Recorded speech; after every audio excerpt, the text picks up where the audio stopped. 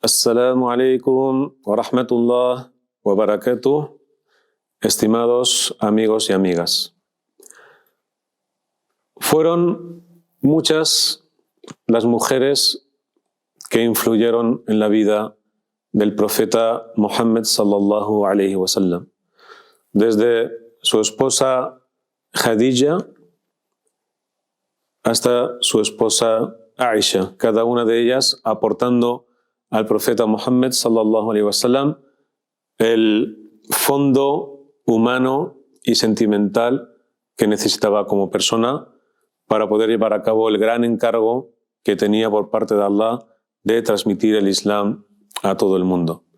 Sin embargo, hay una mujer que muy pocas veces es mencionada, aunque sí que se la menciona, no es tanto como se la debería mencionar y hablar de ella.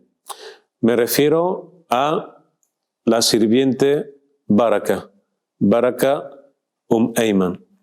Baraka era una joven abisinia, era una mujer negra que había sido comprada por Abdullah, el padre del profeta Muhammad sallallahu alaihi wasallam.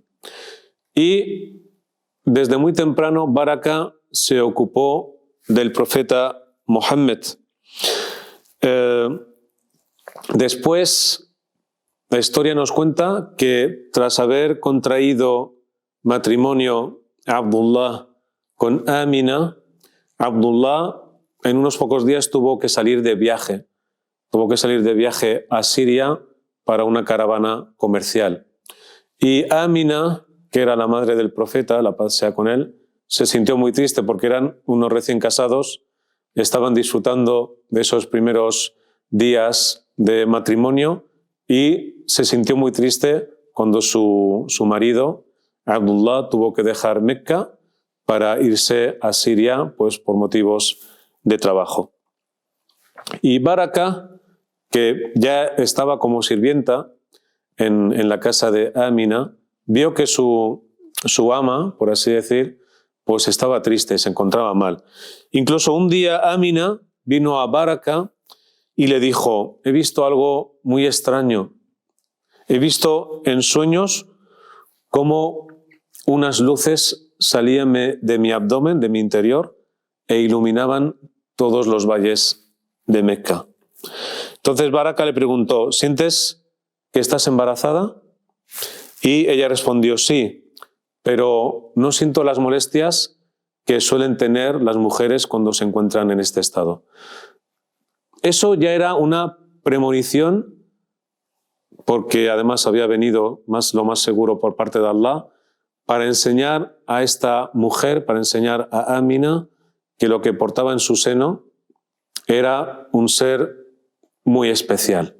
Era el Mustafa, el elegido, la paz sea con él, que habría de ser en el futuro quien iba a transmitir el mensaje del Islam a toda la humanidad.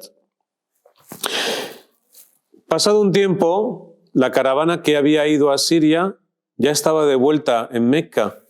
Pero ¿qué ocurrió? Que en ella no se encontraba Abdullah, el padre del profeta Muhammad.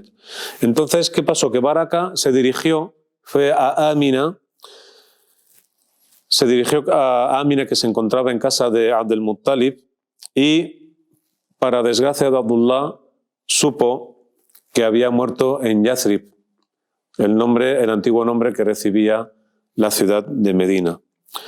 Entonces, cuando Amina supo de la muerte y el fallecimiento de su recién marido, pues se puso muy triste, entró en una gran depresión, pero subhanallah, ahí estaba Baraka para atender a Amina, la madre del profeta Muhammad sallallahu alaihi wasallam.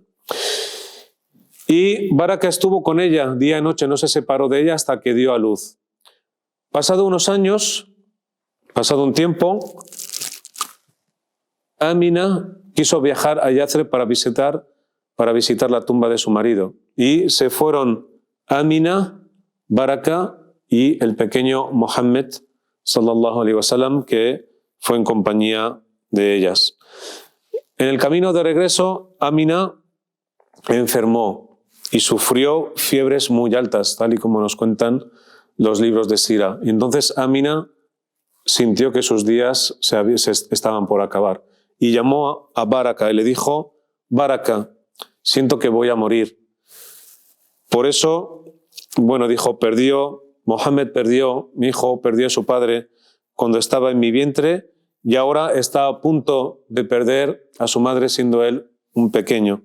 Quiero que te ocupes de mi hijo y quiero que seas para él como su madre. Quiero que seas su madre porque yo voy a fallecer y no voy a estar más con él.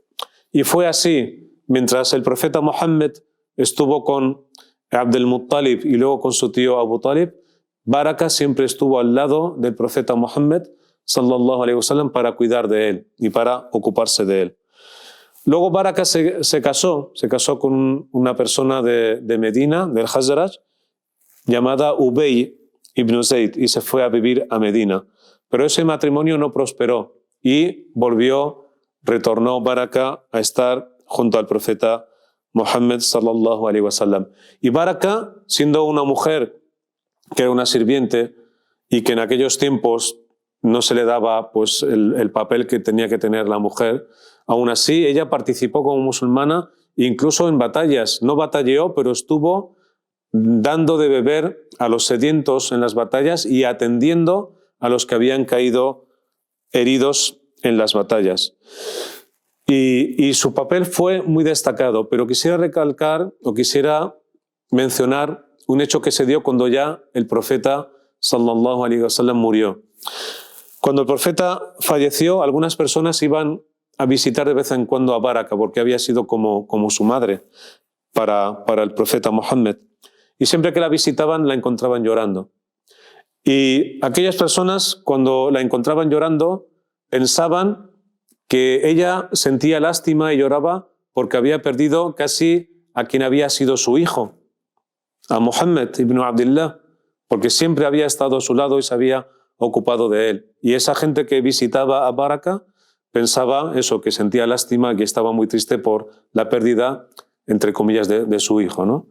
Y Baraka dio una lección a esos compañeros y a nosotros también, porque a pesar de ese amor que tenía como una madre por el profeta Mohammed, cuando le preguntaron, le dijeron: ¿por qué lloras, Baraka? ¿Por la pérdida de Mohammed? Ella que dijo: por Allah, que yo sabía que Mohammed es un ser humano y que un día moriría, que iba a morir, pero no lloro por la muerte de Mohammed. Estoy triste porque desde que murió el profeta Mohammed se cortó la revelación. Ya no tenemos más revelación del Corán y eso es lo que me entristece. La revelación se ha detenido y toda la información que nos llegaba desde los cielos, que nos llegaba desde Allah, ya se ha parado y ya no tiene continuación. Entonces, fijaos, una mujer que estuvo prácticamente toda su vida al lado del mejor ser de la creación, que fue una madre para el profeta Mohammed, sallallahu alaihi wasallam, cuando van a visitarla y la ven con ojos y la ven con lágrimas en los ojos, piensan que está triste porque ha perdido prácticamente a su hijo.